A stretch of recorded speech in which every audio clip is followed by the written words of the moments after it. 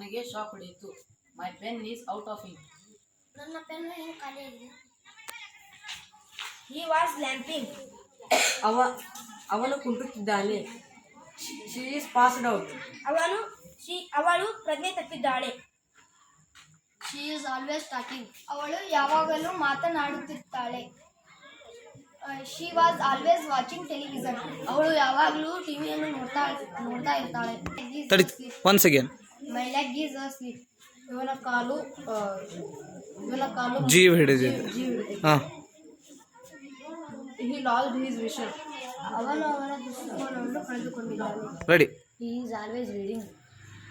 ಅವಳು ಯಾವಾಗಲೂ ಓದ್ತಾನೆ ಇರ್ತಾಳೆ.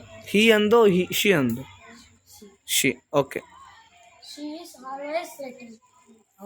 ಅವಳು ಬರ್ತಾನೆ ಯಾವಾಗಲೂ ಬರೆಯುತ್ತಲೇ ಇರುತ್ತಾಳೆ.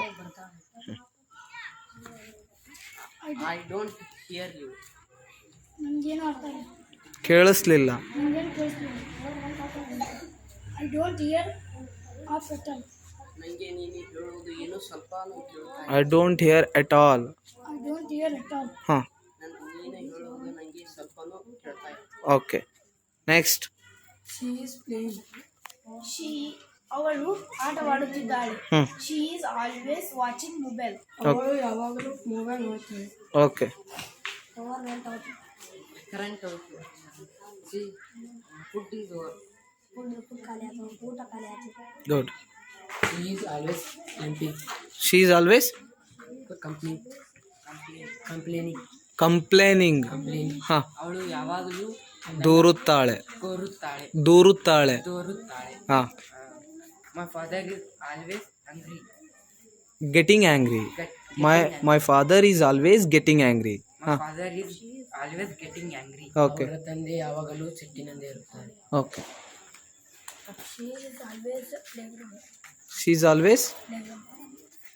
ಶಿ ಈಸ್ ಆಲ್ವೇಸ್ ಪ್ಲೇಗ್ರೌಂಡಾ? She is always playing. She is always playing. ಅವಳು ಯಾವಾಗಲೂ ಆಟ ಆಡುತ್ತಾಳೆ. ಹಾಂ. ಮೋಹನ್, ನಿಂದು sentence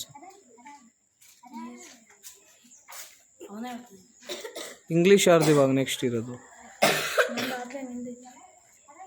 ಓದ್ಬೇಡಪ್ಪ, ಓದ್ಬೇಡ. She is always talking. Means ಅವಳು ಯಾವಾಗಲೂ ಮಾತಾಡುತ್ತಾಳೆ. ಗುಡ್.